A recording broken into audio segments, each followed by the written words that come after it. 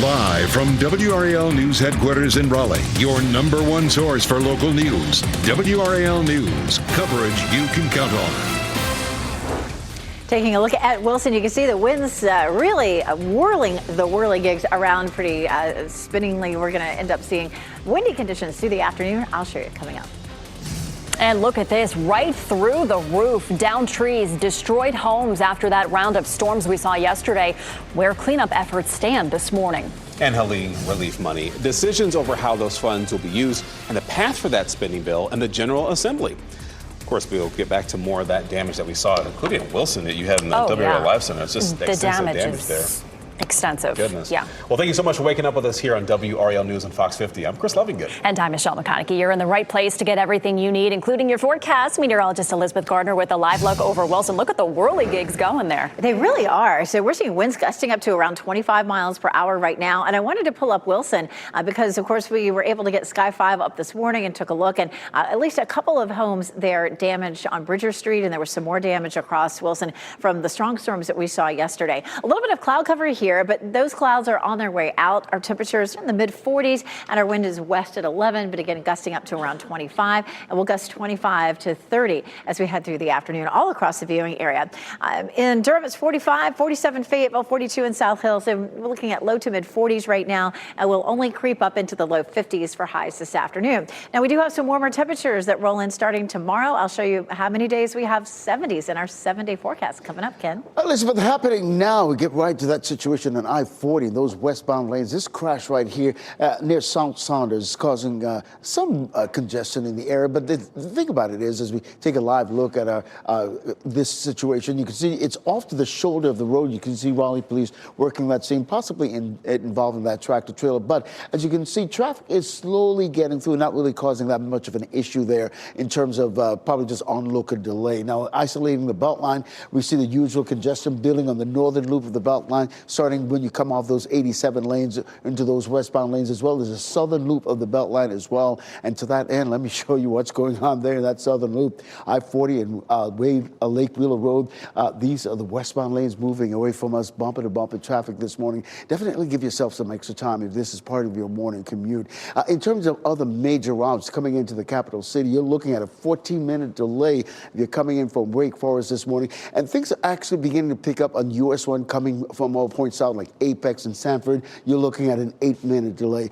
Over in the Bull City, here's what we're looking at. Very little to no delay, relatively speaking, but want to isolate I-885. That's usually a busy route in and out of Durham this morning. If you're going into Durham, those northbound lanes, you're just looking at a 5-minute delay. But if you're using I-885 to get to I-40, you're looking at a 9-minute delay. You're getting ready to head out the door. Traffic is constantly changing. Tune us in on the radio, 101.5 HD3. Thanks, Ken. People in Wilson cleaning up debris left behind by the storm. Look at this video from Sky 5 right now. Sky 5 is over the scene of a home here in Wilson. That tree toppled right on top of that home. We've seen several homes with trees on top of them. The strong winds brought those trees down, and a doorbell camera actually captured video showing the wicked weather as well. Look at this. The heavy rain and whipping winds battering a home. One man says that he was sleeping on his couch when a tree uprooted by the storm fell onto his roof. I looked up the stairs to my second floor of the apartment and I could see sky. So my entire roof is gone. My goodness. Families living in townhomes next to that house are also out of their homes because trees toppled onto their building as well. Other people in Wilson shared pictures with us showing damage and also flash flooding as well. A lot of damage. Goodness, a lot of damage. Today, lawmakers in Raleigh will take the next step toward providing Helene recovery money to the people who need it most. Let's bring in WRAL's Laura Levine. She's outside the legislative building today. Laura, the question now is, how can this money be best used?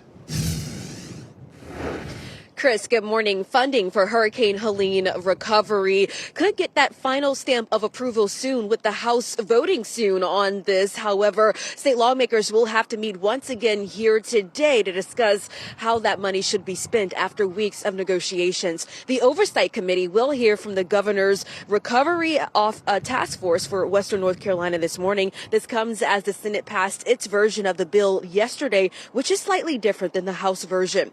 Because senators made some some changes. The bill must return to the House for the governor before the governor can really vote on all of this. It is about $33 million more than the $500 million the House allocated. The money is heading to certain areas, including home repair and recovery, small business help, and education opportunities for students who missed school after the storm. The additional funding can also be used for damage from Hurricane Florence and Matthew. All of this comes as important deadlines are happening this weekend. The deadline for Hurricane Helene survivors to apply for federal assistance through FEMA is this Saturday, putting more pressure on lawmakers to get a deal on the table and get that money sent out to those who need it the most. Laura Levine, WRAL News. We're live in Raleigh. Firefighters are making progress in South Carolina as wildfires burn there this morning. Look at that video. Carolina Forest wildfire near Myrtle Beach, now over 44% contained. Conditions are very windy, though, causing firefighters trouble as they work to keep it contained. They are monitoring the situation since burned trees will topple easily. So far, a few have fallen but have not caused any major issues. Keith Siegel and other hostages recently released from Hamas captivity met with President Trump at the White House. He thanked them, or rather, they thanked him and the special envoy for helping with their release. They also made pleas about the urgency in returning all 59 remaining hostages. Today, President Trump may sign an executive order abolishing the Department of Education. That's according to the Wall Street Journal. The report says a draft version of the order indicates Education Secretary Linda McMahon will take necessary steps to begin closing down the department. The department has about 4,500 employees. The draft version of the executive order says education will be returned to the states and away from the, quote, bureaucratic bloat. Leaders with Wake County schools have said eliminating the department would have tremendous negative effects, including for special education and Title I schools. Tonight, the Carolina Hurricanes are on the ice in a crucial game as the Stanley Cup playoffs get closer. They'll play the Boston Bruins, and you can watch that on WRAL. WRAL's Eric Miller is live at the Lenovo Center this morning. Eric, I was surprised not to see you on the ice out there. You were hanging out in the stands a little bit ago. Yeah, Chris, I forgot my skates here this morning, but you know what? Those Canes players, they are going to be stepping out here to the heart of the Lenovo Center, primed and ready for this showdown with the Bruins. Of course, Canes fans very excited. Things looking pretty good this season. The Canes currently second in their division at this point and on track right now to make their 7th Stanley Cup playoffs in a row. For fans, there's also been a chance over the last month to watch the Canes' newest superstar, Mikko Rantanen, watching him try to get his feet and sort of gel with this team, a process that is still ongoing here. Of course, there's also that trade deadline coming up at 3 p.m. tomorrow.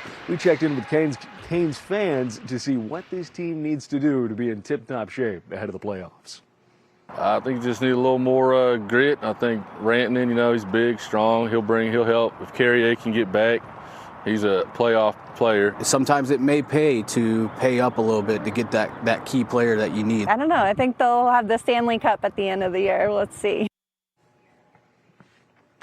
Now, we will see indeed that game again happening 7 p.m. right here on WRAL. In Raleigh, Eric Miller, WRAL News. And you can watch the Hurricanes play the Boston Bruins over on WRAL. Just a reminder, that game gets started at 7 o'clock. And yes, we will have pregame coverage leading up to the face-off.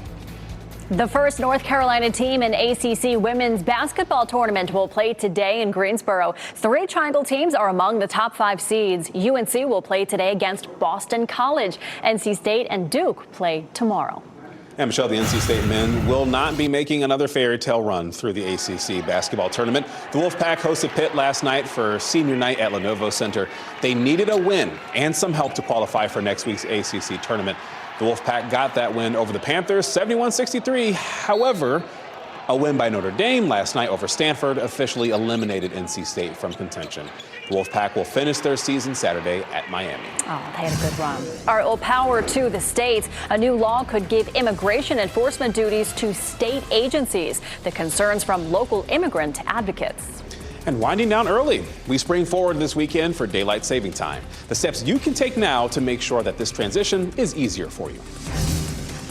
Too cold as you step out the door. Temperatures are mostly in the low to mid 40s, but it is already breezy, and I'll show you how that will affect the way things feel this afternoon.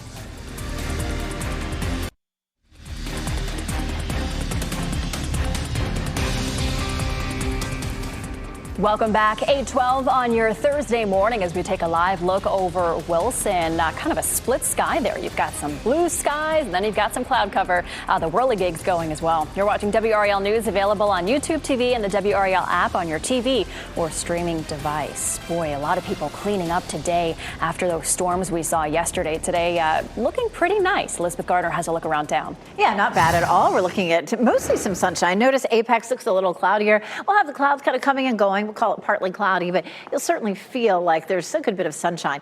You'll also notice how much colder it feels, especially with breezy conditions through the afternoon.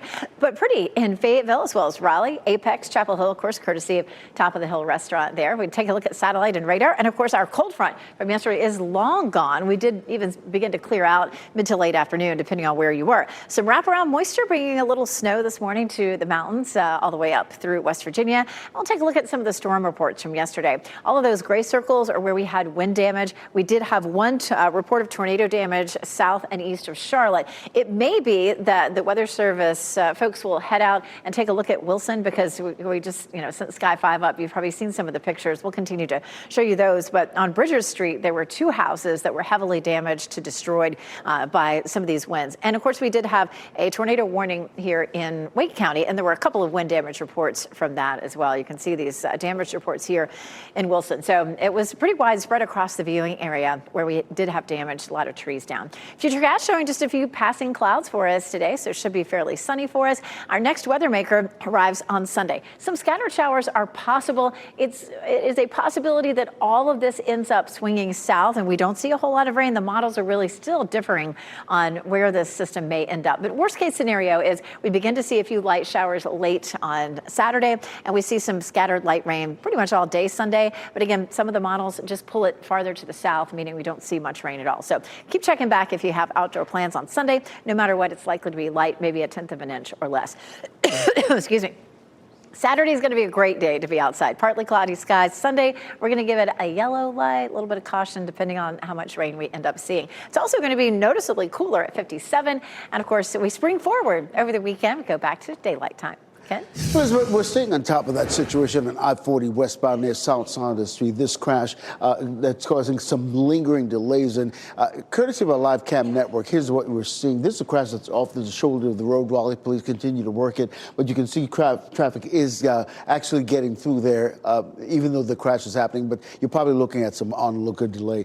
Isolating the Beltline this morning, the northern loop of the Beltline, those lanes coming in on 87, known to the westbound lanes of the Beltline, as well as the southern loop of the Beltline starting around Lake Wheeler Road, and that's where we're giving you a live look now. I-40 and Lake Wheeler Road, the westbound lanes, bumper-to-bumper traffic moving away from us this morning. In terms of the other major routes coming into the capital city, you're looking at a 12-minute delay if you're coming in from Wake Forest this morning on US 1, just a 3-minute delay coming in from Knightdale into the capital city. Over in the Bowl City, very little to no delays, relatively speaking.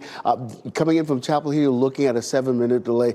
But for those of you using I-885 to go in and out of Durham, you're looking at a 4-minute delay if you're going into Durham, just a 3-minute delay if you're leaving. You're getting ready to head out the door. Tune us in on the radio, 101.5 HD3.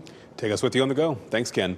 The U.S. Supreme Court rejected the Trump administration's effort to block foreign aid spending. The justices ruled the administration must unfreeze roughly $57 billion Congress-approved dollars to USAID. Nonprofit groups which receive some of the funds say the lives of millions of people around the world are at stake. The White House says that it is just trying to manage spending. The ruling does not say when the funds must be released.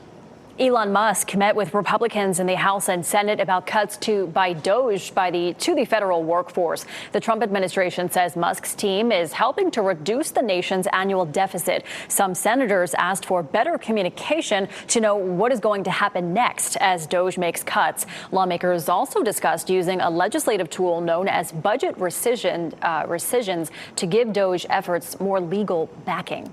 A bill that passed the state Senate Tuesday would give immigration enforcement duties to state agencies. Advocates for the immigrant community say it could harm families in North Carolina. One local family has already been affected by a similar bill in Florida. A husband was detained while coming back to North Carolina from a job site in Florida. His wife says that he has no criminal history and they have been in the country since they were children. What they want us to believe is that they are going after criminals, and what we're actually seeing is that it is families that are being separated. The measure now goes to the state house. The House Speaker says that he is also working on a bill to crack down on sheriffs, specifically sheriffs who are not fully cooperating with ICE despite a state law requiring them to do so. Well, take a look at this. A car catches fire. Then a man runs away from the scene, also on fire. What looks like an arson took place in a front yard of a California home.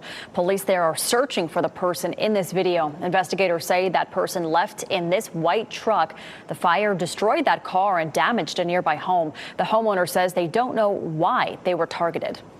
Daylight saving time will steal an hour of sleep from millions of Americans when we spring forward Sunday morning. Ted Linder looks at the health concerns associated with that time change. It's about that time of year again, with most Americans gearing up to lose an hour of sleep this Sunday when the clocks spring forward for daylight saving time. It's so confusing.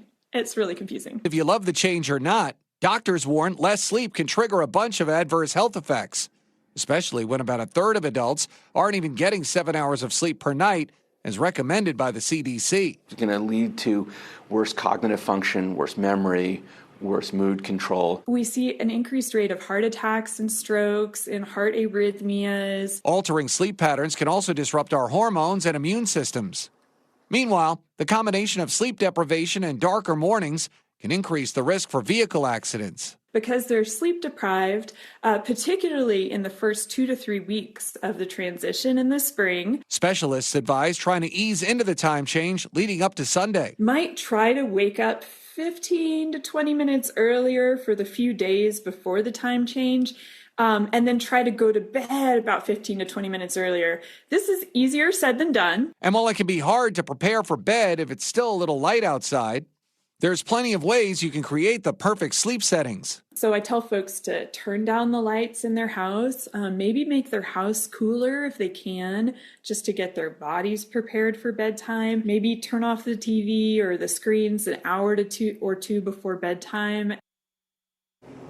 That was Ted Linder reporting there. Well, flu numbers in North Carolina are falling. The latest data from the state shows flu cases accounted for less than 5% of all emergency room visits as of last week. That's the third straight week we've seen a decline. The CDC says it's likely flu season has peaked. Still, more than 362 people died from the flu this season, including 2 children.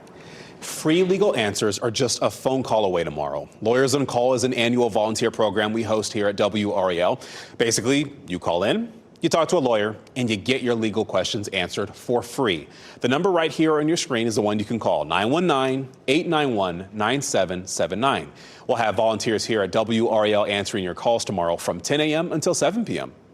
Cumberland County is pausing the Crown Event Center project for 30 days. They say it's to allow for a comprehensive review to ensure its long-term success. The pause gives time for a third-party legal team to review the details and the scope of the $145 million project. County leaders are confident the project will move forward once the review is completed.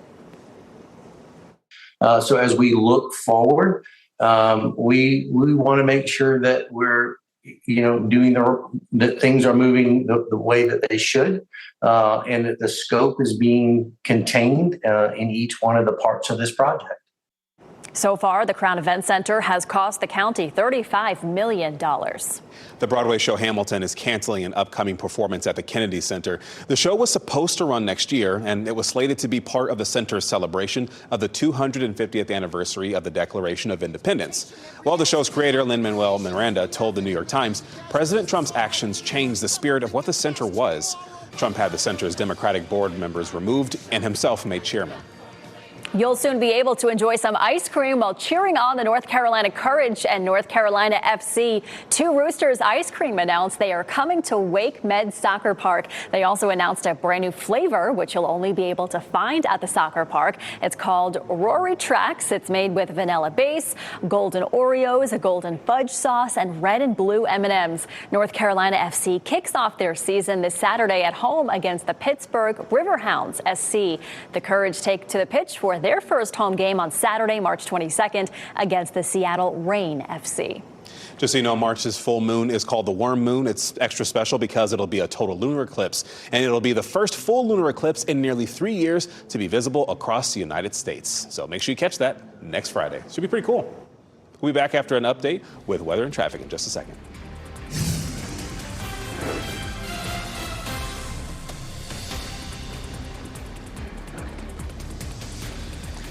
And we're also going to be talking about 80,000 people's jobs being taken away. The Department of Veteran Affairs plans to reorganize. We'll talk about the effects that this will have on our local veterans. And conference standings on the line. The Carolina Hurricanes have an important matchup tonight. How you can catch the action for free on WRAL.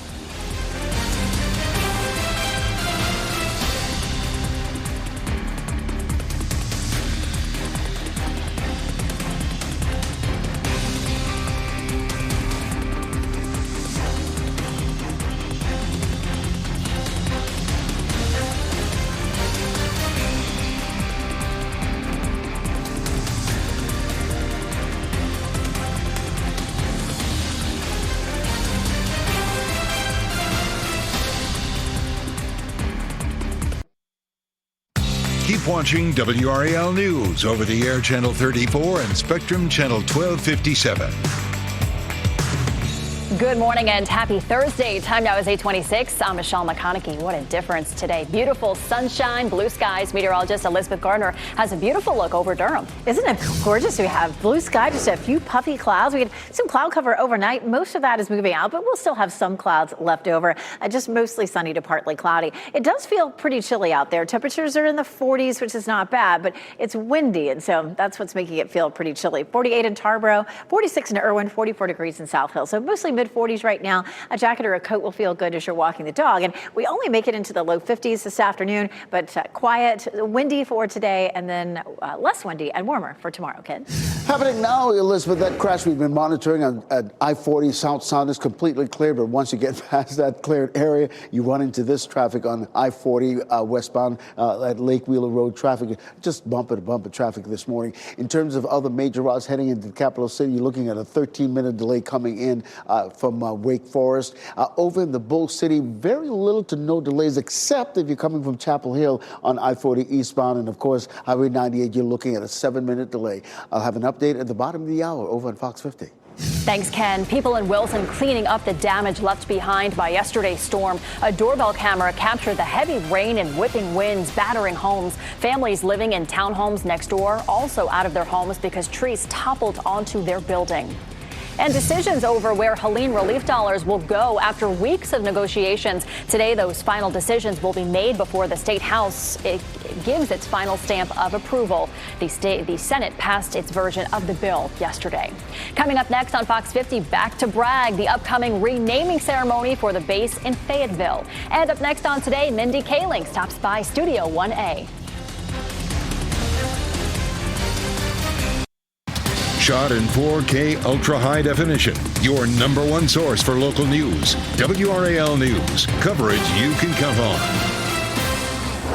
Dry but blustery today. Winds gusting up to 30 miles per hour this afternoon, and chilly too. I'll show you what it will feel like through the afternoon. And morning cleanup. Raleigh neighbors removing fallen trees after that storm yesterday. What we are learning about the tornado warnings issued in our area. Plus, removing veteran resources. The VA saw thousands of job cuts. How federal belt tightening is affecting our local veterans. And on the ice, the Canes will take on the Bruins tonight. What we're anticipating for that big game that you can catch on WRAL. It's going to be a good game as we look ahead to the playoffs. We'll have everything you need to know coming up. Thanks for joining us. I'm Michelle McConaughey. I'm Chris Lovingood. Thursday, we have made it. Not quite Friday, but something still to be excited about. Yes. The other thing to be excited about, it's going to be a lot quieter today, Elizabeth. Yesterday, obviously, we had that severe weather, but today, smooth sailing. It is over. We still have some lingering wind, but lots of sunshine breaking out. A few clouds here and there, but generally we'll see more sun than cloud cover for today. We're looking westward across Wake County, and it's a beautiful start to the morning. Just a little bit on the cool side. Temperature in the triangles 45, but we have a west wind at 11, and we're seeing gusts up to 25 miles per hour. Later this afternoon, gusts up to 30. So it's going to be a pretty blustery afternoon for us. We check out our temperatures across the area. 41 in Roxborough, 44 Southern Pines, 46 in Goldsboro. So mostly in the mid-40s currently, but it will be a slow warm-up today. Temperatures are going to hold in the low 50s for this afternoon, but our winds start to shift tomorrow, and that begins a warm-up that'll eventually take us into the 70s. I'll show you when. Ken? All right, Elizabeth, happening now in the WRAL Traffic Center. Just a handful of icons dotting our traffic map in terms of crashes, but none of the crashes on any of our major routes, so really nothing to worry about. Now, if we isolate the Beltline, you can see the congestion building on the northern loop of the Beltline. You're coming off of 87, those westbound lanes, of course, the southern loop of the Beltline as well. That crash on I-40 in South Saunders, completely clear, but this is what you're running into once you get past South Saunders at I-40. You're looking at I-40 and Lake Wheeler Road and the congestion that's building. Now, in the terms of the eastbound lanes of I-40, you're looking at it right there. There was huge congestion just now in those lanes going away from us. These are the westbound lanes heading into Durham on all points west. So those eastbound lanes have really become a trouble spot, particularly if you're coming in from Chapel Hill. And this is what I'm talking about. In terms of coming into the capital city, you're looking at a 12-minute delay on US 1. Our friends in Wake Forest. Over in the Bull City, this is what I'm talking about. Things are beginning to really clear up on that I-40 eastbound lanes, and you're just looking at a 7-minute delay, those westbound lanes on I-40. All right, thank you, Ken. We want to show you this on your screen. You see this? This is storm damage in North Raleigh. Large trees fell in several neighborhoods near Leesville Road and Millbrook Road. A tornado warning was active for the area during our noon newscast yesterday. Students at nearby West Millbrook Middle School sheltered in place while the storm passed, and no one was injured. Today, lawmakers in Raleigh will take the next step toward getting Helene recovery money to the people who need it most. WRAL's Laura Levine explains how they'll determine where the money can be best used.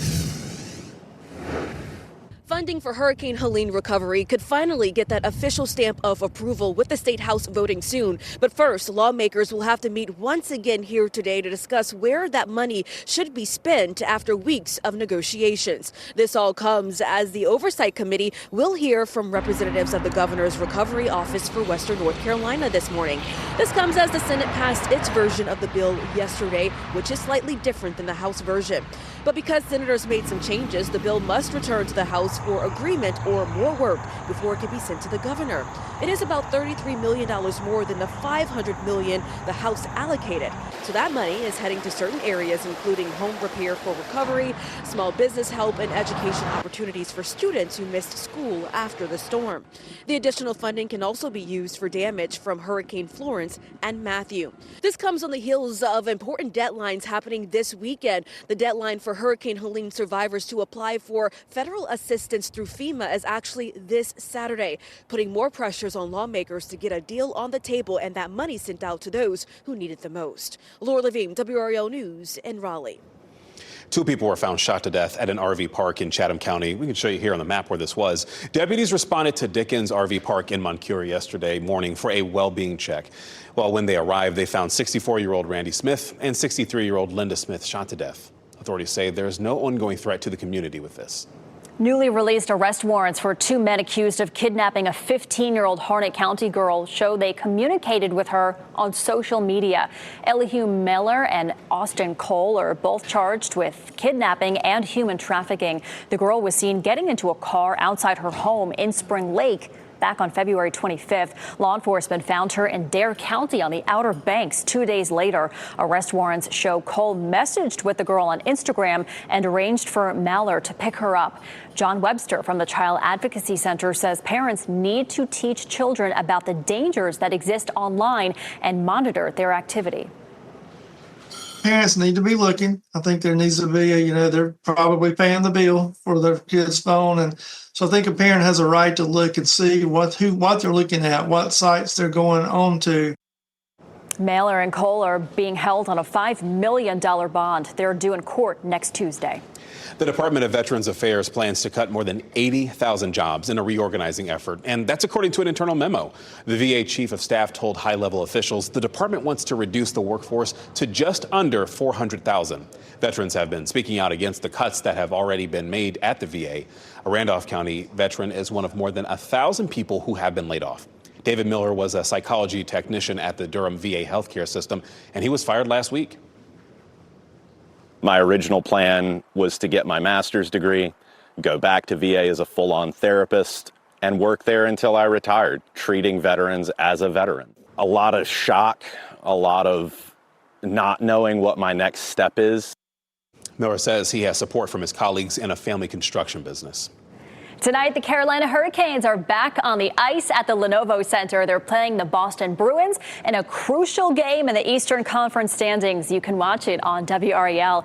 And WRAL's Eric Miller live at the Lenovo Center right now. Eric, a lot of excitement around the Hurricanes right now. Are you on a Zamboni? Is that what's happening right now? I am on a Zamboni right now, Michelle. A lot of excitement, a lot of work to do, too, here at the Lenovo Center. The facilities crew, including Matt right here, who's driving, making sure the ice is nice and ready for the Canes to be right back here, right at home, as they face the Boston Bruins for the start of this homestand. And there's a lot for fans to be excited about. The Canes, they are second in the division right now. They are on track right now for their 7th consecutive Stanley Cup playoff. Very exciting there as well. There are also stars going to be out here on the ice, including Mikko Rantanen, newly acquired in that blockbuster trade just about a month ago now. And to top that off, we still have the trade deadline coming up at 3 o'clock tomorrow. We've been checking in with Canes fans, seeing what they think this team needs to be doing as those playoffs get closer. This is what they had to say. I think you just need a little more grit. I think Rantanen, he's big, strong. He'll help. If Carrier can get back, he's a playoff player. Sometimes it may pay to pay up a little bit to get that key player that you need. I don't know. I think they'll have the Stanley Cup at the end of the year. Let's see. And we will see. You love that optimism there. As for this crew, they are going to be out here taking care of this ice. The morning skate, that is just a couple of hours away, getting started at 10:30. And, of course, that puck drop for the big game tonight at 7 o'clock here at the Lenovo Center and on WRAL. In Raleigh, Eric Miller, WRAL News. Eric has gotten so much ice time today. I love it, Eric. Thank you. And you can watch the Hurricanes play the Boston Bruins on WRAL. That game gets started at 7 o'clock tonight. We'll have pregame coverage leading up to face-off. Oh, that was an excellent live report. All right, so planners want to help shape the future of Eastern Wake County. Around 16,000 people live in the area being developed. The county is holding an online community meeting tonight to talk about priorities. A plan for the region should be ready by late summer. And tomorrow, Fort Bragg will officially recognize its name change. The 18th Airborne Corps will host a ceremony at 11 o'clock tomorrow morning to mark Fort Liberty's transition back to Fort Bragg. This time, Fort Bragg will be named in honor of Private First Class Roland Bragg, who rescued fellow paratroopers during World War II. The ceremony will include the unveiling of a new sign and uncasing of the colors. Ontario, Canada, is threatening to shut off power to the part of the U.S. This is happening as tensions over President Donald Trump's tariffs intensify. Ontario exports energy to parts of New York, Michigan, and Minnesota. Ontario Premier Doug Ford threatened to put a 25% surcharge on that electricity. In a letter to American lawmakers, he said he would consider shutting the power off altogether if necessary. Minnesota Governor Tim Walz says that he is meeting with Ford to try to come to an agreement. Well, time now is 8:40. Storm surge in Chapel Hill. Major rainfall flooded roads, causing trouble for drivers. We are tracking the impacts of these inclement weather. Trying to get eggs across the border, that won't go over easy. As prices climb, Border Patrol is seizing more eggs on their way into the country. The scramble to stop illegal entries.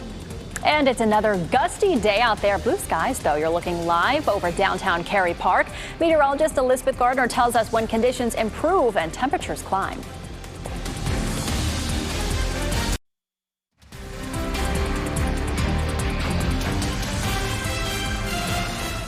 Getting a live look outside at Pinehurst this morning. A little cloud coverage, obviously a lot quieter than yesterday. But if you look closely, you can see the American flag flapping in the wind there. That's sort of left over from what we saw yesterday, Elizabeth, because today, it's still windy. It is still windy. That cold front's moving away from us, but our wind now coming out of the northwest. And the difference between a low and a high that are in our vicinity is making the winds continue to be gusty for it today. 25 to 35 mile per hour gusts. Our next weather makers then comes a reversal to a southerly wind, warming us up into the 70s. But then the next thing that happens is a chance of rain on Sunday. It's still really up in the air how much rain we may see and how much of the day it will affect. One of the models has almost an all-day rain for us on Saturday. Another one has on Sunday. And another one keeps most of it to the south into South Carolina. Right now, we can determine that Apex is looking lovely, just a little breezy, but partly cloudy skies. 45 degrees is our temperature. Checking out temperatures across the area. Our chilly spot is 41 in Roxborough. It's 47 in Fayetteville, 48 in Clinton. So most of us heading out the door right now are in the mid-40s. Cary's 43, Garner's 43, Holly Springs 44, 43 in Wake Forest, and 42 in Chapel Hill. So it's chilly out there, especially with the winds. The wind gusts have really started to pick up just in the last 30 minutes or so. We take a look at our wind speeds, and we're seeing gusts almost everywhere. Winds are steady at about 10 to 15, but gusting to 26 in Raleigh, Durham, and Roxborough, as well as Rocky Mount, gusting to 18 in Clinton, 19 in Goldsboro, and 22 in South Hill. So you can feel that when you head out, and later this afternoon, it could be even breezier with gusts up to 30 miles per hour. We did determine that there was some fairly significant wind damage from yesterday in Wilson. Tracy Meeks sent us this photo. We also sent Sky 5 up to do a survey and found at least 2 houses that were heavily damaged on Bridgers Street, and there'll be more coming about that in our later newscast. Go to WRAL.com/report it. We would still love to see your photos, or just take a picture of whatever's happening in your backyard and send it our way. 53 for our temperature this afternoon in Raleigh, 51 Durham, 56 in Fayetteville. Big temperature swings coming our way. Our normal high is 60. We're close to that on Friday, but 73 Saturday and then 50s on Sunday. Kind of feels like what happened last weekend. What happens this weekend that's different as we spring forward. We go back to daylight time. Don't forget to set those clocks forward. And if you're ready for more spring weather between the 11th and the 15th, we have a good chance of above normal temperatures. We'll get a head start on that next week with 74 on Tuesday and 79 on Wednesday. Oh, those are wonderful numbers. 79. Thanks, Elizabeth. A tornado touched down outside Charlotte during yesterday's storms. And what you're seeing here is what it looked like in Union County. Winds were strong enough to snap some of the power poles there and bring the lines down. The National Weather Service says that they believe it was an EF1 tornado on the ground for more than 2 miles. Some homeowners were trapped inside after the downed power lines blocked access to their property. But despite all this damage, no one was injured. Thank goodness. The heavy rain caused flooding in parts of Chapel Hill. The storm moved through Orange County just after 10. Police had to block off some roads because of the flooding. The water did recede a couple hours later. Right here, strong storms ripped through the Midwest this week, and a camera caught the moments a home was damaged in Oklahoma. You see that right there? All the debris blowing in? Goodness. You can see a fence get ripped away, as you saw, as a home is slammed with that debris. At least 2 people were killed in Mississippi from these storms, and some Mardi Gras celebrations in New Orleans were postponed because of all this weather.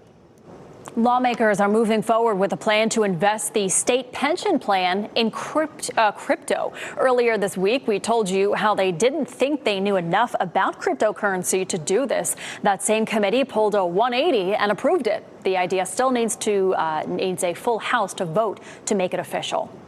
The White House says there has been a pause in intelligence sharing with Ukraine. Trump administration officials say the pause is being done in hopes of pressuring the country into peace talks. Leadership indicated the pause could be temporary. Volodymyr Zelensky, the leader of Ukraine, also says that there's forward momentum after Trump praised the Ukrainian leader for saying he's, quote, ready to come to the negotiating table. New evidence has been introduced in the Brian Kohberger, Idaho murder case. A new filing reveals a 3-person mixture of unknown DNA was found under a 21-year-old University of Idaho student's fingernails. The evidence comes from Madison Mogan. She was one of 4 students stabbed to death inside an off-campus home in Moscow, Idaho in November of 2022.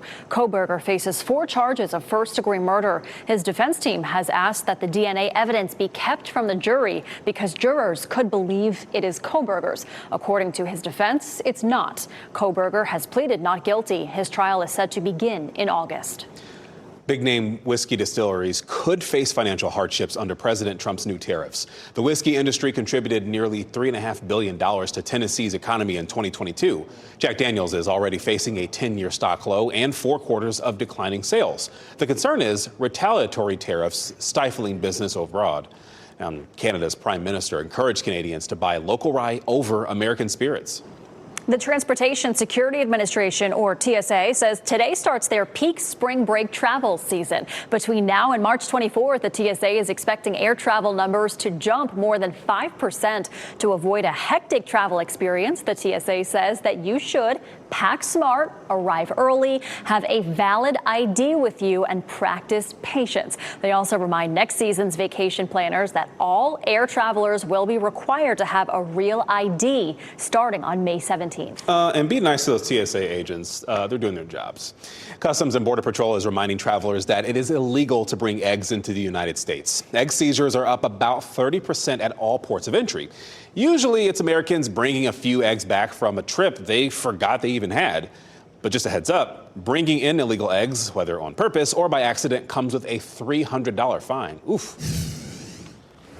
And Jeff Hogan at the WRAL Live Center right now. It was a bounce back Wednesday on Wall Street, but it is still looking like a losing week as we head into what stock futures look like right now ahead of the opening bell. It just seems that investors want a little more clarity on the latest U.S. tariffs. The tariffs on Canada, Mexico, and China took effect this week, kind of rocked the markets a little bit. They got a boost yesterday. The White House said it would grant a 1-month delay on the tariffs for automakers. So it got a little bounce back yesterday, some hope for investors. But as we take a look right now, I want to show you where it stands. This is okay news for right now because of where the Dow Jones futures were. They have been all morning long down over 400 points. So climbing back just a little bit. European Central Bank, by the way, cut interest rates by 0.25%, trying to support growth as the possible trade war looms. All right, thank you, Jeff. Our Teacher of the Week shares a unique connection with all of her students at J.R. Ingram Elementary School in Lee County. WRAL's Ken Smith shows us why this teacher uses that common bond to make sure her students succeed. We're going to talk a little bit about our tests for next week. Rosalba Sanchez knows what her ESL students are going through. You are ready. Moving to a new community, new school, the challenges of learning English as a second language. Make sure you're ready. Sanchez lived those same struggles when she moved to Lee County from Mexico when she was just a little older than her current students. The culture shock, how much they struggle being in a different country, different school system, a different language is a lot for a kid. And just knowing that I'm there to help them grow, it's just, I mean, there's no words to describe how amazing that is. I'm going to give you guys a prompt and you're going to have to come up with a story. Her work as a teacher's assistant changed the trajectory of her career from wanting to become a social worker to becoming a teacher, and more specifically, an ESL teacher. I never expected to become an ESL teacher myself, but as I started working as a TA, I loved it. I love working with kids, and I mean, it's my passion. Sanchez says she wants to do for her students what her teachers did for her when she was a student. Second language student myself, it's hard for students to believe that they can accomplish something in life. But just seeing like those teachers that believe in you, that support you, that are there for you, I want to be that teacher. Miss Sanchez, you are WRAL's Teacher of the Week. Congratulations. Thank you. Ken Smith, WRAL News. Oh, now that is a special teacher. If you'd like to nominate a teacher, go to WRAL.com and enter Teacher of the Week in the search box. Wade County kicked off Arts in Our Schools last month. I should say Arts in Our School Month last night. It began with a showcase of talent in downtown Raleigh. Wade County Schools presented its annual Pieces of Gold performance at the Martin Marietta Center for the Performing Arts, and it featured more than 700 students from nearly 50 schools at all grade levels. The performances included dance, chorus, orchestra,